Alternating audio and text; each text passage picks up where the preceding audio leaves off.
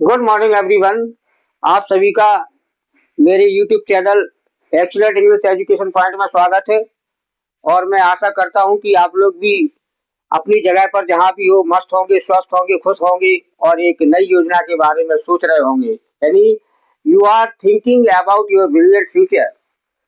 Now my dears, आज मैं आप सभी को कंडीशनल सेंटेंस के बारे में समझाने जा रहा हूं, जिसका हमारे रिटेन में, कंपटीशन में और स्पोकन इंग्लिश में बहुत ही ज्यादा योगदान है और जो हम सभी के लिए बहुत ही ज्यादा महत्वपूर्ण है।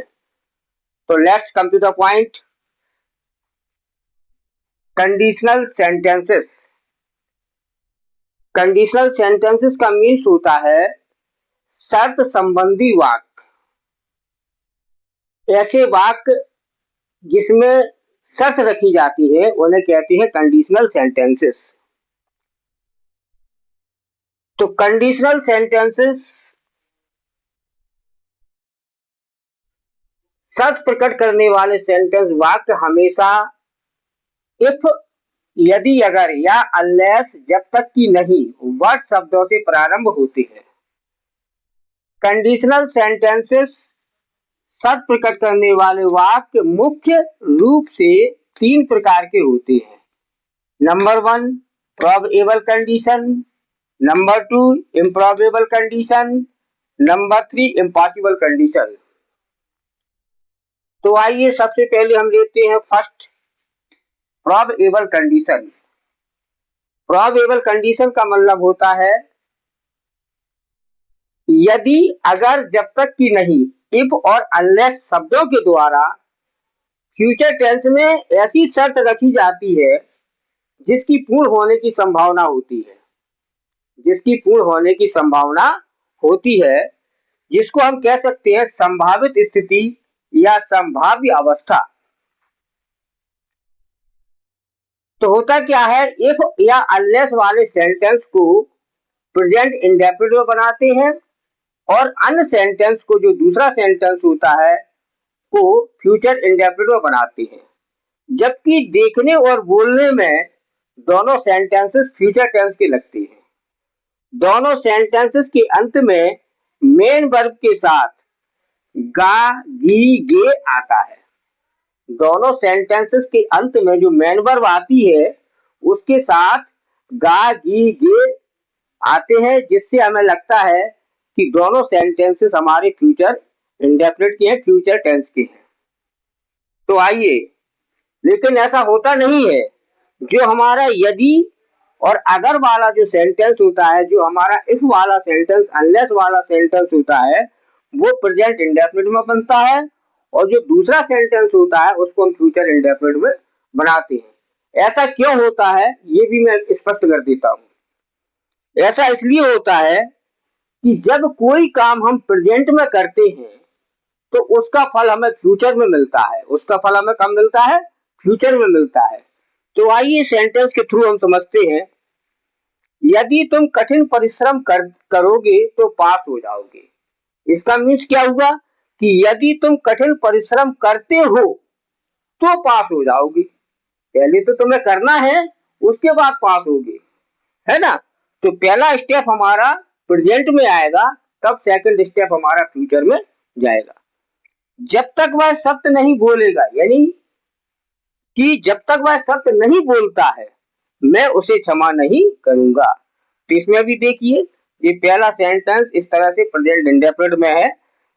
और अगर तुम मुझे आमंत्रित करोगे, मीन्स अगर तुम मुझे आमंत्रित करते हो तो मैं अवश्य आऊंगा। तो कहने का मतलब जब हमारा पहला स्टेप प्रेजेंट में गिरता है तब हमें उसका फल फ्यूचर में मिलता है। तो आइए इसको हम ट्रांसलेट करते हैं। यदि तुम कठिन परिश्रम करोगे, मीन्स करते हो। इफ यू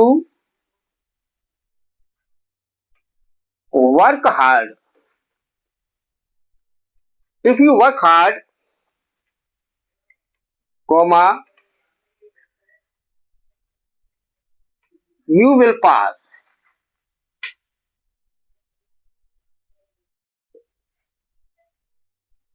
अगर आप चाहें तो इस सेंटेंस को इस तरह से भी लिख सकते हैं कि you will pass if you work hard, इस तरह से भी लिख सकते हैं। दूसरा, जब तक वह सत्य नहीं बोलेगा मैं उसे क्षमा नहीं करूंगा। देखिए, unless he speaks the truth,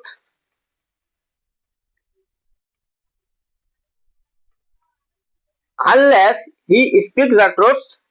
अब देखिए कि यहाँ अनलेस क्या है, नेगेटिव कंजक्शन रहता है। इसमें जो नॉट का जो सेंस है वो अनलेस में ही छिपा हुआ रहता है। तो अनलेस लगने पर हम डज नॉट का यूज नहीं करेंगे या डू नॉट का यूज नहीं करेंगे। प्रेजेंट इंडेफिनिट में प्लूरल सब्जेक्ट के साथ डू नॉट लगाते हैं नेगेटिव में, और सिंगुलर सब्जेक्ट के साथ डज नॉट का यूज करते हैं। लेकिन अनलेस लगने के कारण, क्योंकि अनलेस में ना का भी सेंस छिपा हुआ होता है, इसलिए डज नॉट या डू नॉट का यूज नहीं करते हैं। Unless he speak the truth, मैं उसे क्षमा नहीं करूंगा। I will not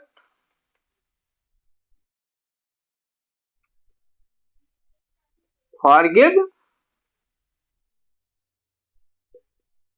him unless he speaks the truth, I will not forgive him. जब तक वह सत्य नहीं बोलेगा मैं उसे क्षमा नहीं करूंगा। नेक्स्ट देखिए, अगर तुम मुझे आमंत्रित करोगे तो मैं अवश्य आऊंगा। अगर तुम मुझे आमंत्रित करोगे तो मैं अवश्य आऊंगा।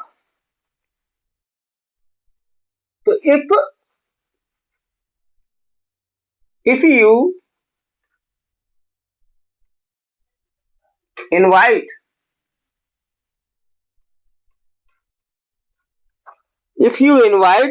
मी, मैं अवश्य आऊंगा। I will come, if you invite me I will come. अगर तुम मुझे आमंत्रित करोगे तो मैं अवश्य आऊंगा। अब नेक्स्ट क्या है कि आप लोगों को ये समझना है कि संभावित स्थिति या संभाव अवस्था कैसी है। मैंने इसमें बताया है कि यदि अगर जब तक कि नहीं शब्दों के द्वारा फ्यूचर टेंस की ऐसी शर्त रखी जाती है जिसकी पूर्ण होने की संभावना होती है। अब देखिए, यदि तुम कठिन परिश्रम करोगे तो पास हो जाओगे, ये बात सही है। कोई भी व्यक्ति हो, अगर वो कठिन परिश्रम करता है तो इससे ज्यादा से ज्यादा संभावना बन जाती है, पूर्ण संभावना बन जाती है कि वह पास हो जाएगा। जब तक वह सत्य नहीं बोलेगा मैं उसे क्षमा नहीं करूंगा, तो मैं क्षमा कर दूंगा यदि वह सत्य बोले तो। अगर सत्य बोल जाएगा तो मैं क्षमा कर दूंगा, इसकी भी संभावना होती है। हर कोई सत्य बोलने पर क्षमा कर देता है। अगर तुम मुझे आमंत्रित करोगे तो मैं अवश्य आऊंगा। कोई बिना बिना आमंत्रण के थोड़ी कहीं चला जाता है। अगर कोई किसी को आमंत्रित करता है तो वो चला भी जाता है, क्योंकि आमंत्रित करने में एक रिस्पेक्ट होती है, इसलिए वो जाएगा। तो इसमें भी संभावना है। तो अगर तुम मुझे आमंत्रित करोगे तो मैं अवश्य जाऊंगा। इस तरह से प्रोबेबल कंडीशन में क्या होता है, संभावित स्थिति होती है, संभाव अवस्था होती है। इसमें इफ या अनलेस के द्वारा शर्त पूरी होने की संभावना पाई जाती है। अब नेक्स्ट हम बताते हैं आपको इम्प्रॉबेबल कंडीशन। देखिए, इम्प्रॉबेबल कंडीशन असंभव शर्त, इसको कह सकते हैं, काल्पनिक शर्त भी कह सकते हैं और फर्जी शर्त भी कह सकते हैं। इसमें पास्ट टेंस की एक ऐसी शर्त रखी जाती है जो प्रेजेंट में सिर्फ कल्पना मात्र और असंभव होती है। जैसे कि इसको इसका नियम क्या हो, रूल्स क्या होता है, इफ वाले सेंटेंस को पास्ट इंडेफिनिट में बनाते हैं। जो सेंटेंस हमारा यदि और अगर से प्रारंभ होता है, जिसमें यदि और अगर शब्द जुड़ा रहता है, इफ वर्ड जुड़ा रहता है, उस सेंटेंस को हम पास्ट इंडेफिनिट में बनाते हैं और दूसरे सेंटेंस के प्रत्येक सब्जेक्ट के साथ वुड प्लस V1 का यूज करते हैं। वुड के साथ वी फर्स्ट यानी कि मेन वर्ब की फर्स्ट फॉर्म रूट वर्ब का यूज करते हैं। और इसकी पहचान क्या होती है? दोनों सेंटेंसेस के मेन वर्ब में ता ती ते जुड़ा रहता है। क्या जुड़ा रहता है? ता ती ते। अब सेंटेंस के थ्रू समझते हैं।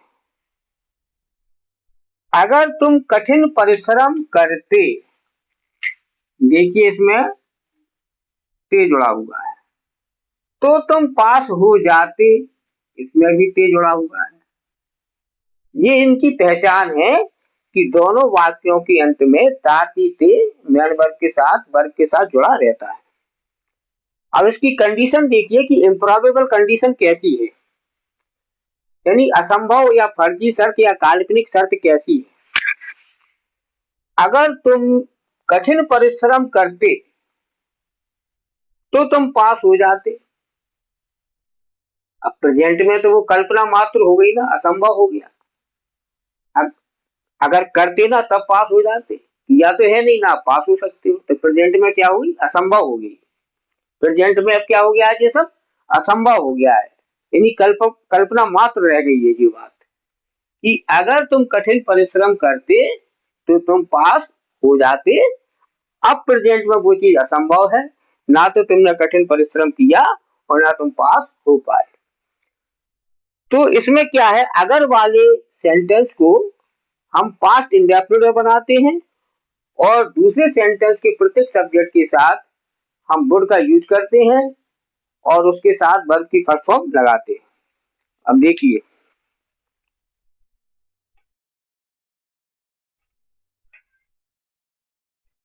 If you worked hard, WORKED, worked hard, past indefinite में वर्ब की सेकंड फॉर्म का यूज करते हैं, worked. If you worked hard, तो तुम पास हो जाते, कॉमा लगा दिया। यू वुड पास।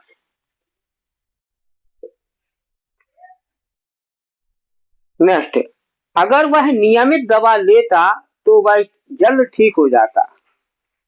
अब इसमें भी देखिए, यदि वह नियमित दवा लेता तो जल्द ठीक हो जाता। जब उसने नियमित दवा ली ही नहीं तो जल्द कैसे ठीक हो पाएगा?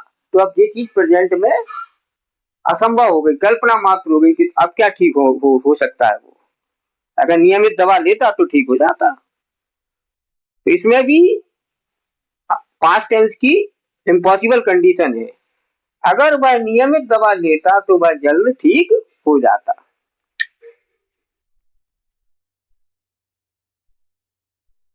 If he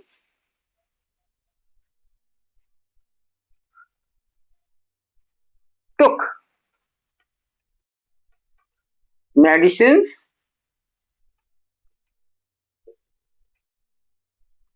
regularly,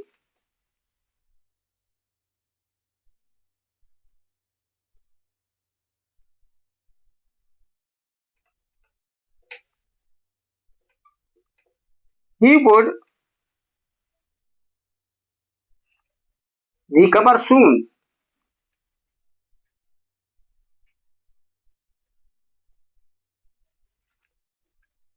If he took medicines regularly, he would recover soon. अगर वह नियमित दवा लेता तो वह जल्द ठीक हो जाता। नेक्स्ट, यदि मेरे पास सॉरी, यदि तुम मेरे पास आते तो मैं तुम्हारी मदद करता।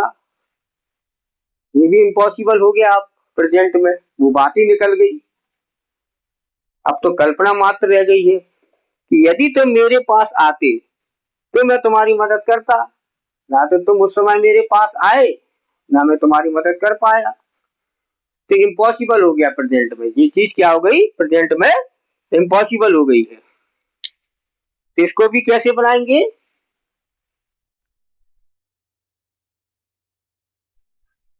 If you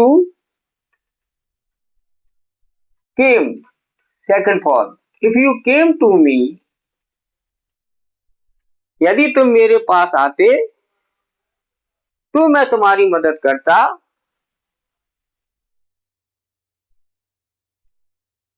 I would help you. इनको अगर हम चाहें तो इन्हें उल्टा भी लिख सकते हैं, बोल भी सकते हैं। इनको इस तरह से भी लिख सकते हैं, बोल सकते हैं कि you would pass if you work hard, he would recover soon if he took medicine regularly, I would help you if you came to me. इनको इस तरह से लिख भी सकते हैं, पढ़ भी सकते हैं, बोल भी सकते हैं, और ऐसे भी लिख सकते हैं, बोल सकते हैं। दोनों तरीके से सेंटेंस सही माने जाएंगे। अब आते हैं नेक्स्ट कंडीशन में। थर्ड है इम्पॉसिबल कंडीशन, असंभव शर्त, पूर्ण रूप से असंभव शर्त। इसमें भी इफ, यदि, अगर शब्दों के द्वारा पास्ट टेंस की ऐसी शर्त रखी जाती है कि प्रेजेंट में वह पूर्ण रूप से असंभव हो जाती है।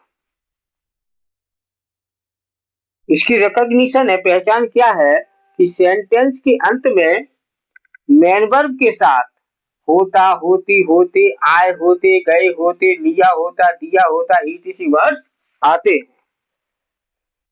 इसका रूल्स है इफ, यदि वाले सेंटेंसेस को पास्ट परफेक्ट में बनाते हैं, अर्थात प्रत्येक सब्जेक्ट के साथ हेड प्लस मेन वर्ब की थर्ड फॉर्म का यूज करते हैं। पास्ट परफेक्ट हम पढ़ चुके हैं, पास्ट परफेक्ट सेंटेंस, उसमें प्रत्येक सब्जेक्ट के साथ चाहे वो सिंगुलर हो चाहे प्लूरल हो, उसके साथ हेड का यूज होता है और मेन वर्ब की थर्ड फॉर्म लगती है। और अन्य दूसरे सेंटेंस में प्रत्येक सब्जेक्ट के साथ would have plus MB3 main verb की थर्ड फॉर्म का यूज करते हैं। इसके अलावा प्रत्येक सब्जेक्ट के साथ माइट हैव या कुड हैव प्लस MB3 का यूज भी कर सकते हैं। और पैसिव वॉइस में होने पर वुड हैव बीन या माइट हैव बीन या कुड हैव बीन के साथ मेन वर्ब की थर्ड फॉर्म का यूज करते हैं। तो ये था इसका पूरा, इसकी आइडेंटिफिकेशन, इसका रूल्स, कौन सा टेंस लगता है, कौन सी वर्ब लगती है, जो मैंने बता दिया। अब इसकी कंडीशन से जो है, इम्पॉसिबल कंडीशन से, वो एग्जाम्पल के थ्रू हम समझते हैं।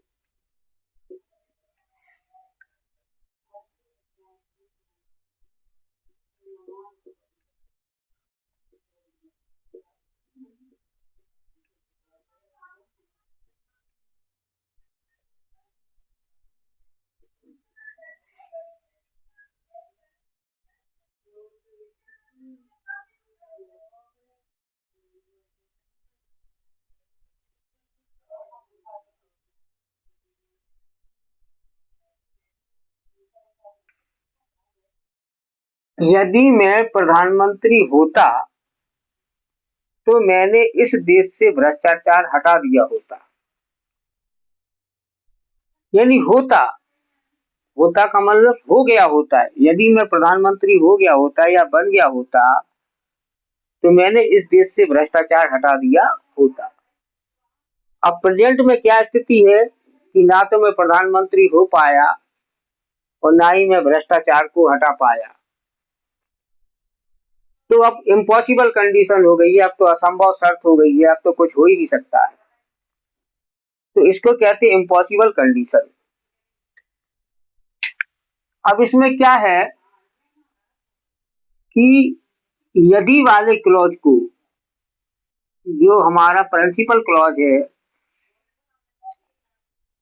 इफ वाले क्लॉज को, यदि वाले सेंटेंस को हम पास्ट परफेक्ट में बनाएंगे, प्रत्येक सब्जेक्ट के साथ हेड प्लस मेन वर्ब की थर्ड फॉर्म लगाएंगे और दूसरे वाले सेंटेंस में प्रत्येक सब्जेक्ट के साथ हम वुड हैव और मेन वर्ब की थर्ड फॉर्म का यूज करेंगे। तो देखिए,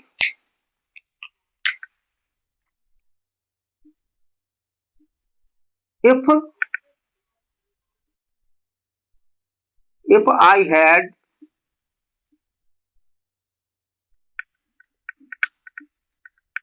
been, if I had been prime minister,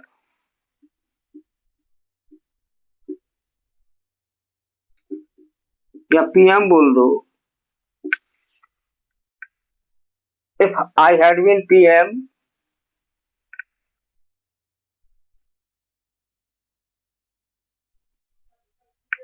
तो मैं इस देश से गरीबी, तो मैंने इस देश से गरीबी हटा दी होती।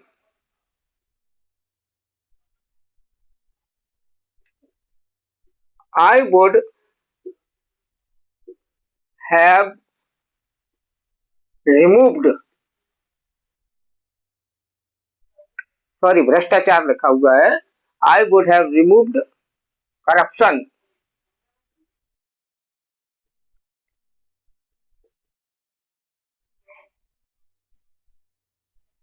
I would have removed corruption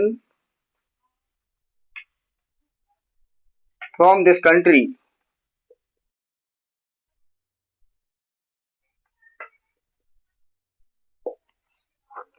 If I had been PM, I would have removed corruption from this country. यदि मैं प्रधानमंत्री होता तो मैंने इस देश से भ्रष्टाचार हटा दिया होता। नेक्स्ट देखिए, यदि उसने नियमित दवा ली होती या ले ली होती तो वह जल्द ठीक हो गया होता। अब प्रेजेंट टाइम में तो ये भी बात अब असंभव होके रह गई है कि अगर उसने नियमित दवा ली होती तो वह जल्द ठीक हो गया होता। ना तो उसने दवा ली, ना वो जल्द ठीक हो पाया। तो प्रेजेंट टाइम में असंभव हो गई है, ये इम्पॉसिबल कंडीशन में चला गया है। तो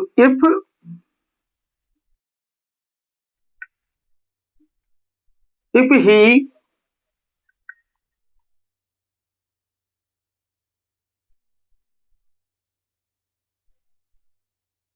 had taken medicine,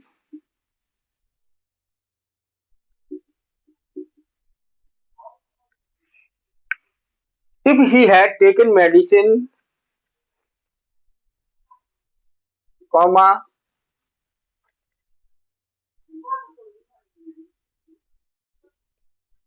he would have recovered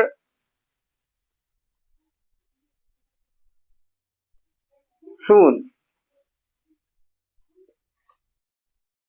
If he had taken medicine regularly, regularly, if he had taken medicine regularly, he would have recovered soon. यदि उसने नियमित दवा ली होती तो वह जल्द ठीक हो गया होता। नेक्स्ट, यदि वह समय से स्कूल पहुंच गया होता तो उसे सजा नहीं दी गई होती। अब प्रेजेंट में तो ये भी इम्पॉसिबल कंडीशन है, ना तो वो समय से स्कूल पहुंच पाया और ना उसकी सजा बच सकी। तो इम्पॉसिबल, दैट्स इम्पॉसिबल। यदि वह समय से स्कूल पहुंच गया होता, if he had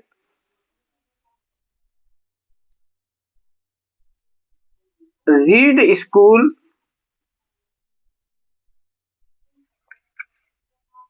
in time,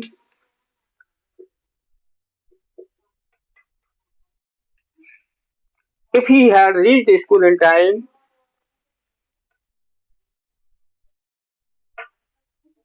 he would not have been punished.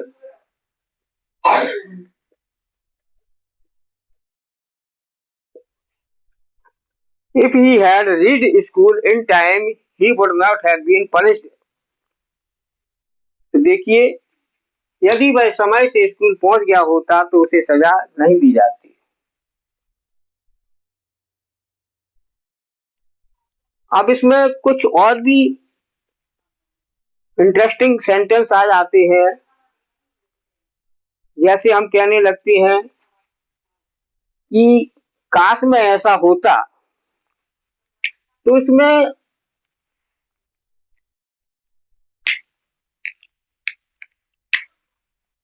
ये होता के लिए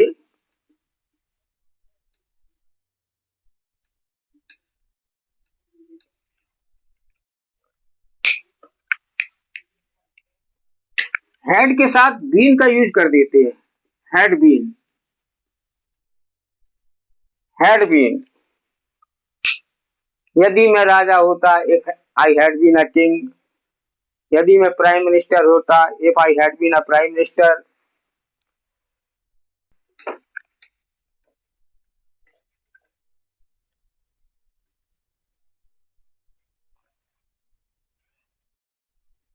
अब नेक्स्ट यूज देखिए, कभी कभी इफ के साथ और भी इंटरेस्टिंग सेंटेंस बन जाते हैं, जैसे कि हम कहते हैं काश में राजा होता, काश में प्राइम मिनिस्टर होता, काश में राजकुमार होता, काश में सुंदर होता, काश में पहलवान होता। तो इस तरह के भी सेंटेंस आते हैं जिसमें हम करते क्या है कि होता, होता का संबंध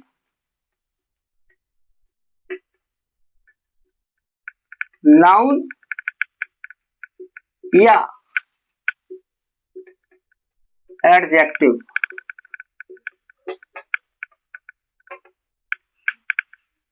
होता का संबंध नाउन या एडजेक्टिव से होता है। ऐसे सेंटेंसेस में होता का संबंध या तो नाउन से होता है या एडजेक्टिव वर्ड से होता है।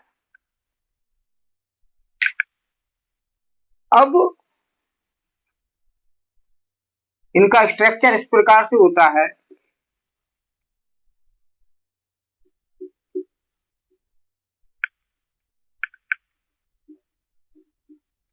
If plus subject plus had plus been,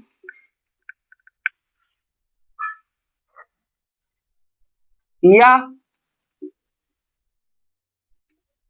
पहले इसी तरह से देख लो, प्लस नाउन या adjective.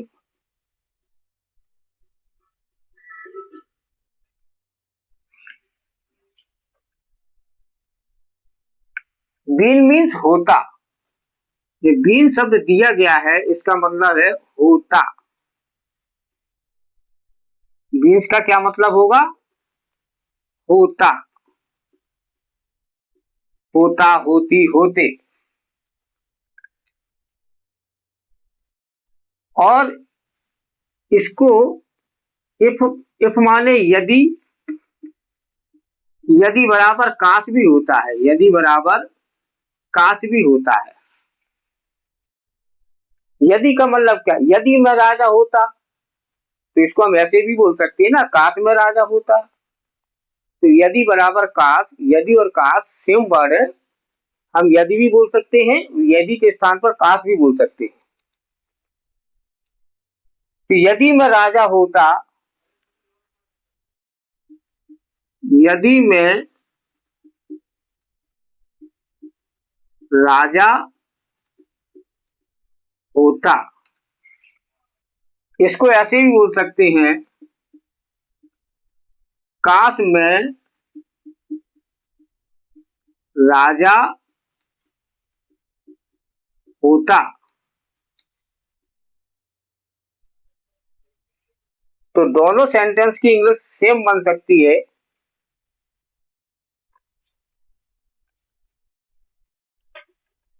If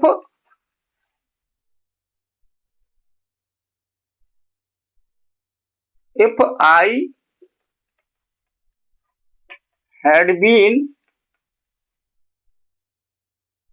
a king, if I had been a king, काश मैं राजा होता। नेक्स्ट,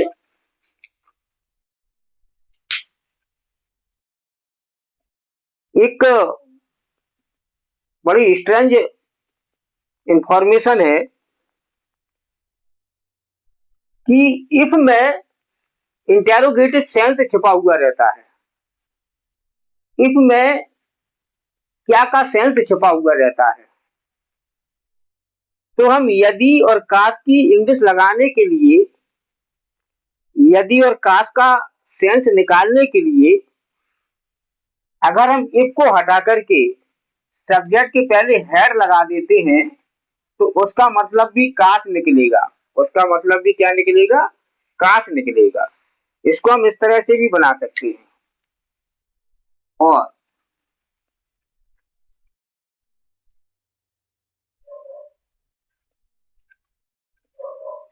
इसका स्ट्रक्चर इस तरह से भी हो सकता है, had plus subject plus been plus noun comma adjective. ये इस तरह से भी बन सकता है। काश में राजा होता, इस स्ट्रक्चर से भी हम इस तरीके की सेंटेंस बना सकते हैं। हमें केवल उसको इंटेरोगेटिव फॉर्म में लिख देना है।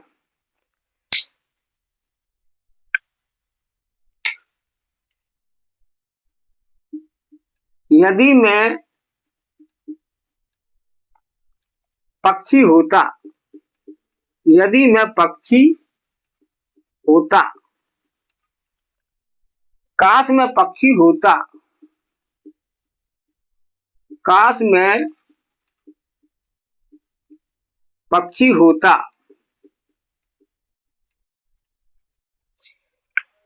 यदि मैं पक्षी होता, काश मैं पक्षी होता। तो इस तरह की सेंटेंस हम सब्जेक्ट के पहले हेड का यूज करके इंटेरोगेटिव फॉर्म में भी बना सकते हैं। तो इसको कैसे बनाएंगे, had I been a bird, had I been a bird,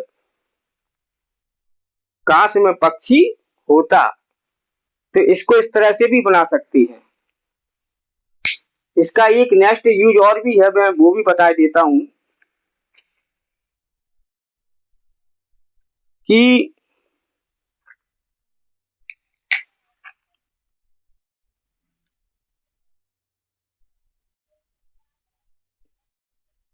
all subject plus verb plus noun adjective,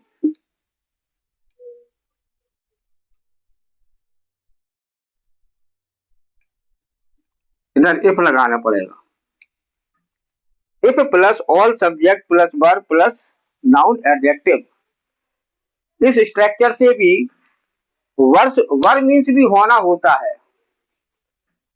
conditional sentence में इम्पॉसिबल कंडीशन में नाउन या एडजेक्टिव के होने के लिए हम प्रत्येक सब्जेक्ट के साथ वर्ब का यूज भी कर सकते हैं और सेंटेंस सही माना जाएगा, एकदम करेक्ट माना जाएगा। तो देखिए,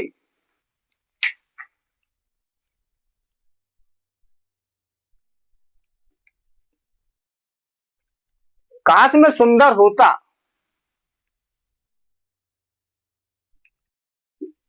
काश में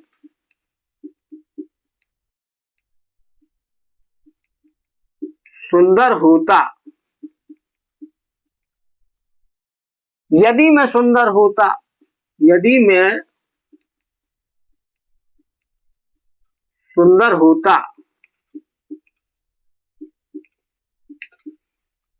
देखो उस सेंटेंस में मैंने नाउन को लिया होना के लिए और इस सेंटेंस में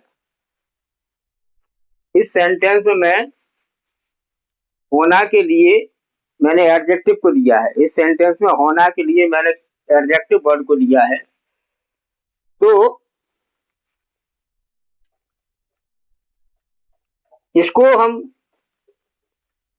बना सकते हैं, if I were handsome, if I were handsome, काश में सुंदर होता। तो काश में किसी एडजेक्टिव या नाउन को बताने के लिए काश के साथ, यदि के साथ, इम्पॉसिबल कंडीशन में, तो हम इस तरह की स्ट्रक्चर से भी हम सेंटेंस को बना सकते हैं। अब आइए मैं नेक्स्ट यूज को समझाता हूं।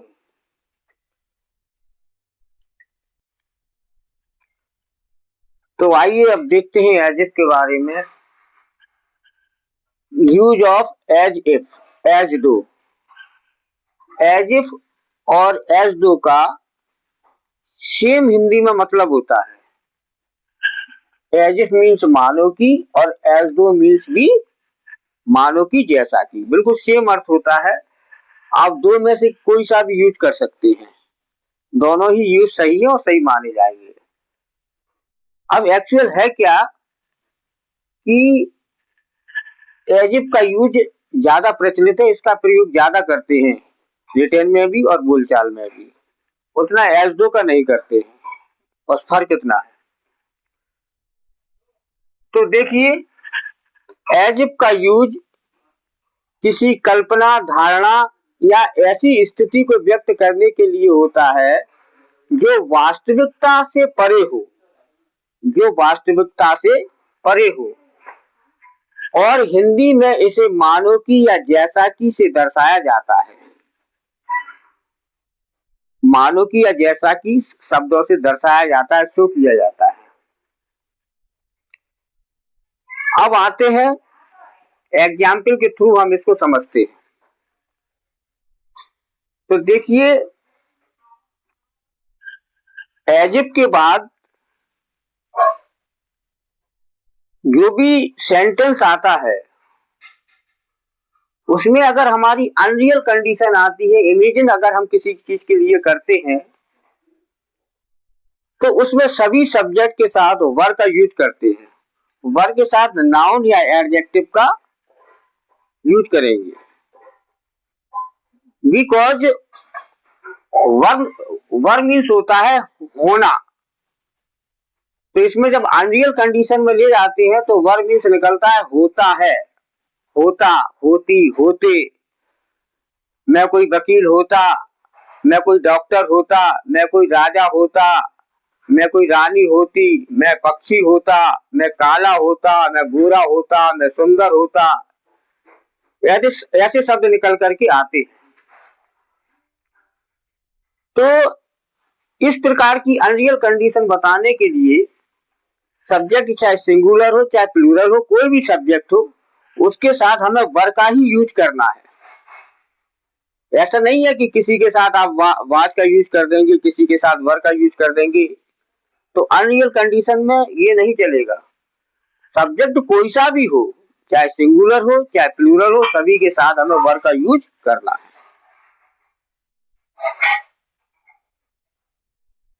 और यदि कोई वर्ब आती है सब्जेक्ट के साथ, अनरियल कंडीशन में अगर कोई वर्ब आती है तो उस वर्ब को हम वुड से बताएंगे, मैन वर्ब की सेकंड फॉर्म से बताएंगे और हेड प्लस MV3 से बताएंगे। तो एज इफ के बाद जो सेंटेंस आता है उसमें अनरियलेबल कंडीशन या इमेजिन एक्सप्रेस की जाती है। ऐसे सेंटेंस में प्रत्येक सब्जेक्ट के साथ, चाहे वो सिंगुलर हो प्लूरल हो, प्रत्येक सब्जेक्ट के साथ हम वर का ही यूज करते हैं। तो वर मीन्स, वर की हिंदी इसमें निकलती है होना। वर की हिंदी इसमें क्या निकलती है? होना। और जब इसको हम अनरियल कंडीशन में लेते हैं, इमेजिन में लेते हैं, तो इसका मतलब होता है होता, होती, होते। तो वर का यूज हम नाउन या एडजेक्टिव के साथ करते हैं। नाउन वर्ड हो या एडजेक्टिव वर्ड हो, उसके साथ हम करते हैं। जैसे कि मैं राजा होता, मैं रानी होती, मैं डॉक्टर होता, मैं इंजीनियर होता, मैं राजकुमार होता, मैं काला होता, मैं गोरा होता, मैं सुंदर होता। तो इस तरह के सेंस में हम वर का यूज करते हैं। वुड का यूज कब करते हैं या मैन वर्ब की सेकंड फॉर्म का यूज कब करते हैं? जब अनरियल कंडीशन में, इमेजिन में हम कोई वर्ब का यूज करें, मैन वर्ब का यूज करें, जैसे कि पढ़ना, लिखना, गाना, इस प्रकार की जो मैन वर्ब होती है उनका यूज करें, तब हम वुड मैन वर्ब की सेकंड फॉर्म या हेड का यूज करेंगे। उस समय हम वर्ब का यूज नहीं करेंगे। चलो अब हम एग्जाम्पल के थ्रू समझते हैं। देखिए, वह ऐसे बातें कर रही है मानो कि वह कोई महान कवि हो। मानो कि एक कल्पना की जा रही है, वह ऐसे बात कर रही है मानो कि वह कोई महान कवि हो। तो वह महान कवि हो ऐसा वास्तविकता में नहीं है, ऐसा रियल नहीं है, अनरियल है ये। तो इस प्रकार की अनरियल कंडीशन को बताने के लिए हम वर का यूज करेंगे।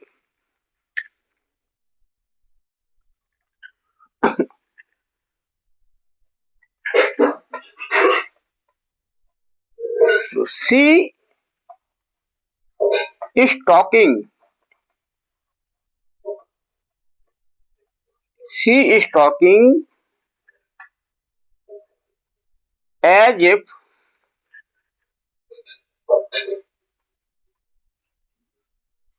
she were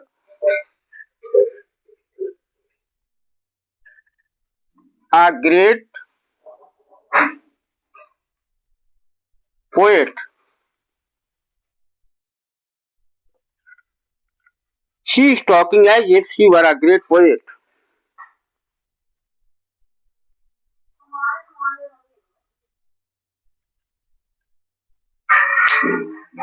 तुम तो ऐसे गा रहे हो जैसे कि तुम कोई महान गायक हो।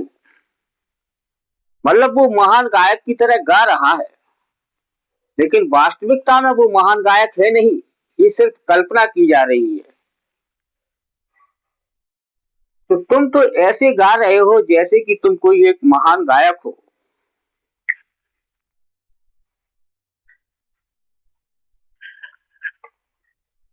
You are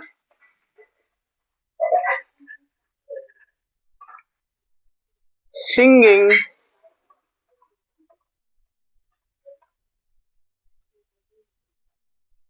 as if you वर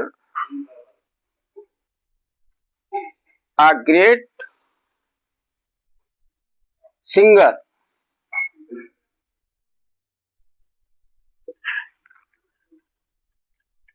देखिए, you are singing as if you were a great singer. तुम तो ऐसे गा रहे हो जैसे कि कोई महान गायक हो। नेक्स्ट, वह तो ऐसे बर्ताव करता है मानो कि वह कोई राजकुमार हो। वह तो ऐसे बर्ताव करता है मानो कि वह कोई राजकुमार हो। मतलब उसका ऐसा व्यवहार होता है, ऐसा बर्ताव होता है, राजकुमारों की तरह बर्ताव होता है। लेकिन वास्तविकता में वह राजकुमार है नहीं, अनरियल है, ये इमेजिन की जा रही है सिर्फ।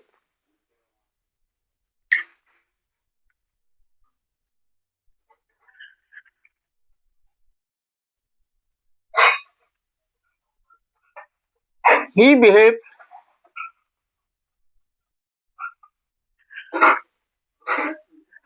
As if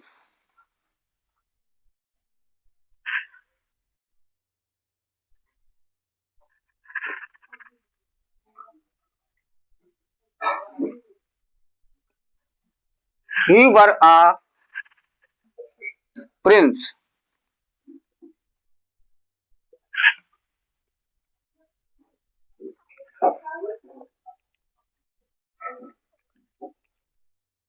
he behave as if he were a prince.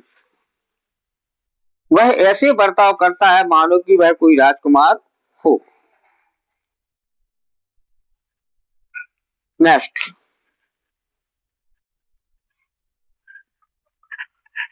वह तो ऐसे मालूम चलता है मानो कि वह दुखी हो।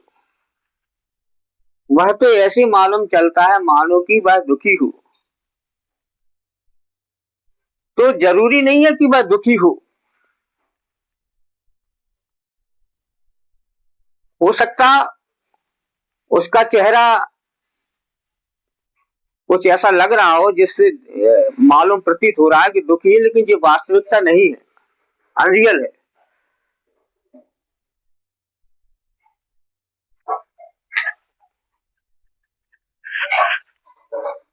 ही seems as if he were sad.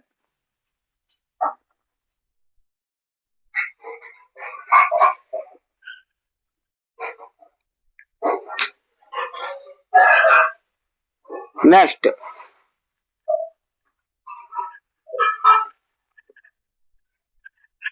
तुम तो ऐसे दिखते हो मानो कि तुम कोई रईस आदमी हो। तुम तो ऐसे दिखते हो मानो कि तुम कोई रईस आदमी हो।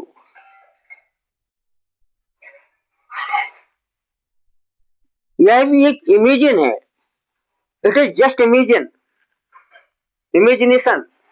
तुम तो ऐसे दिखते हो मानो कि तुम कोई रईस हो, रईस आदमी हो। तुम रईस आदमी हो, ये वास्तविकता नहीं है।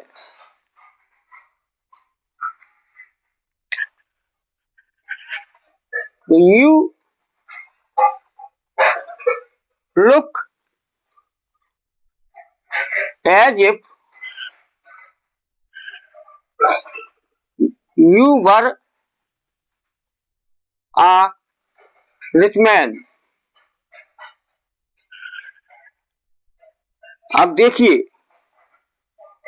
मैं इसको डिटेल में और बता दूं।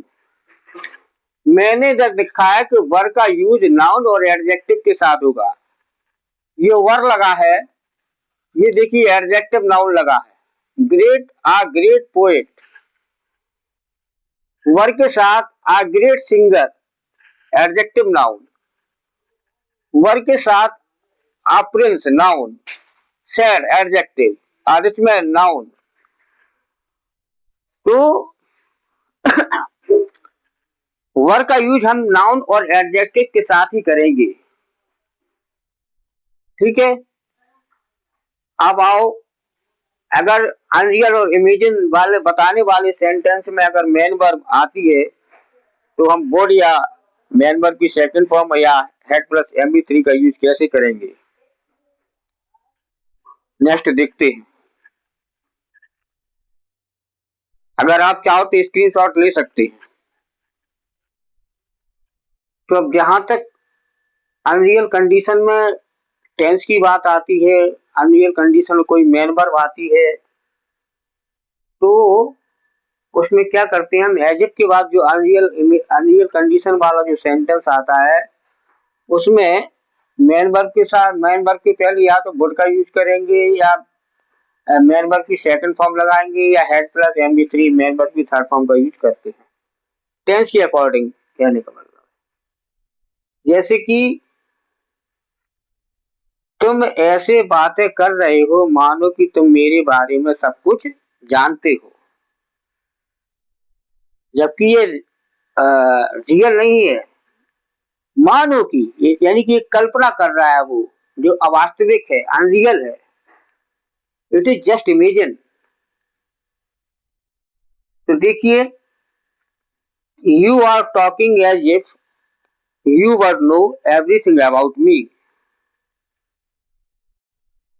You are talking as if you would know everything about me.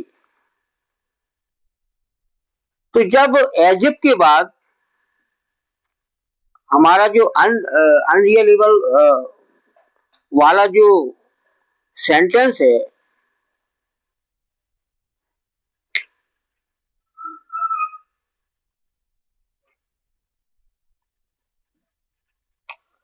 Sentence है,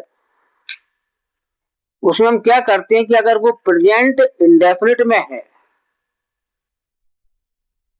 तो हम प्रेजेंट इंडेफिनिट में है या फ्यूचर इंडेफिनिट में है, प्रेजेंट में है या फ्यूचर में है, प्रेजेंट इंडेफिनिट में है या फ्यूचर इंडेफिनिट में है, तो हम प्रत्येक सब्जेक्ट के साथ वुड का यूज कर सकते हैं और ये यूज 100% करेक्ट है, एकदम सही है, राइट है। और इसके अलावा हम मेन वर्ब की सेकंड फॉर्म का यूज करके भी बना सकते हैं। नेक्स्ट, और होता क्या है कि अगर एज इफ के बाद वाला सेंटेंस आपको प्रेजेंट में लगता हो तो जस्ट उसे पास्ट में चेंज कर देते हैं। जैसे कि यहां देखिए,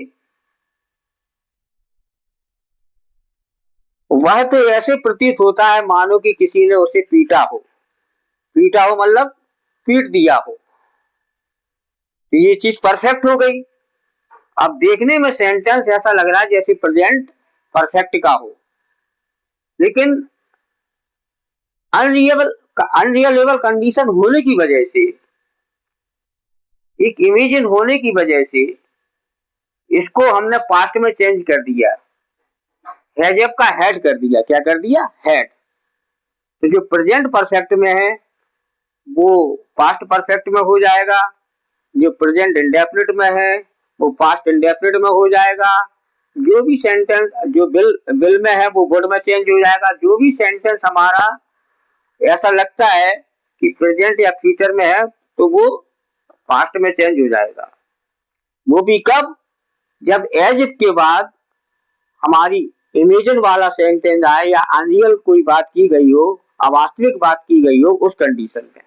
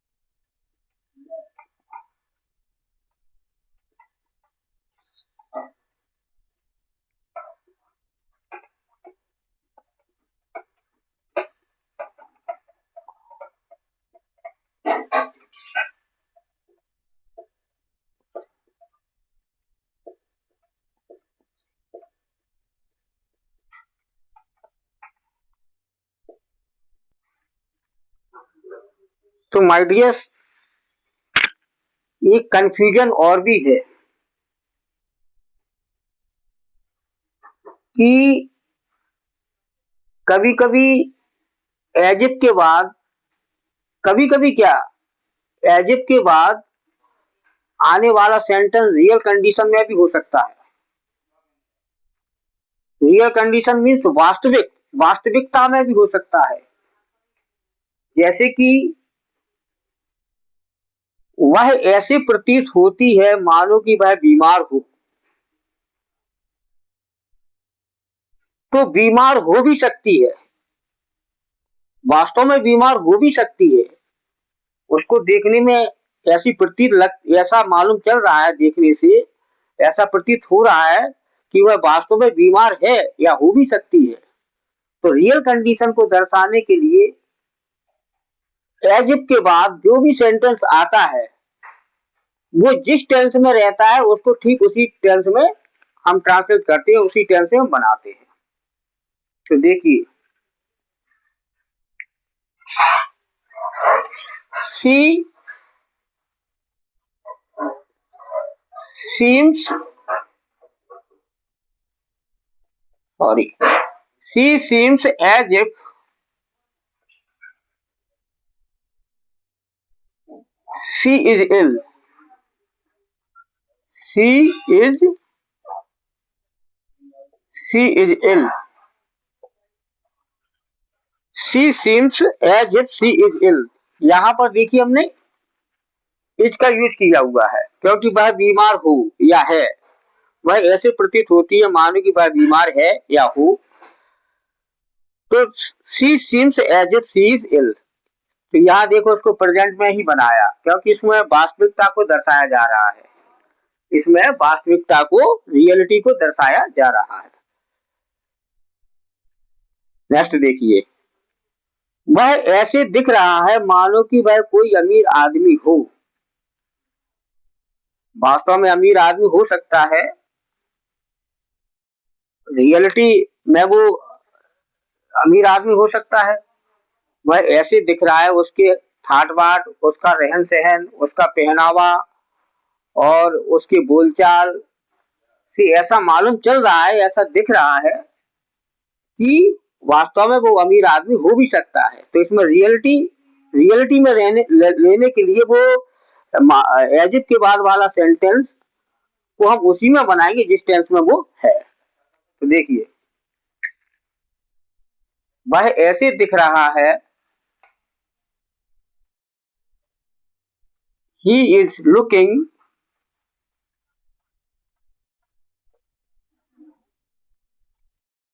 as if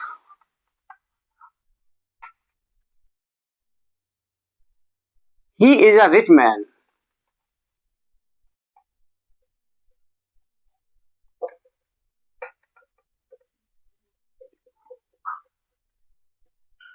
he is a rich man।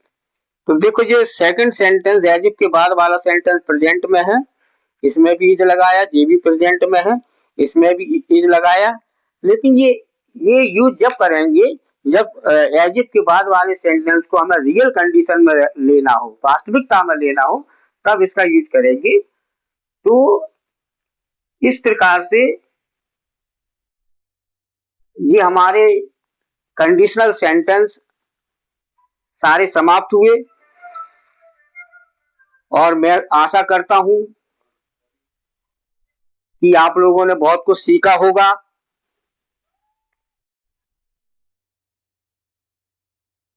Conditional sentence का यूज रिटन में, कॉम्पिटिटिव इंग्लिश में, इंटरव्यू में, एग्जाम्स में ज्यादा आते हैं, इसलिए इस कॉन्सेप्ट को मैंने पूरी तरह कोशिश की है कि आप लोगों को ठीक तरह से समझ में आ जाए। और मैं चाहूंगा कि जो मेरी वीडियो को पहली बार देख रहे हैं वो लोग ज्यादा से ज्यादा सब्सक्राइब करें, और अगर मेरा वीडियो पसंद आया हो तो ज्यादा से ज्यादा लाइक और शेयर करने की कृपा करें। Thank you.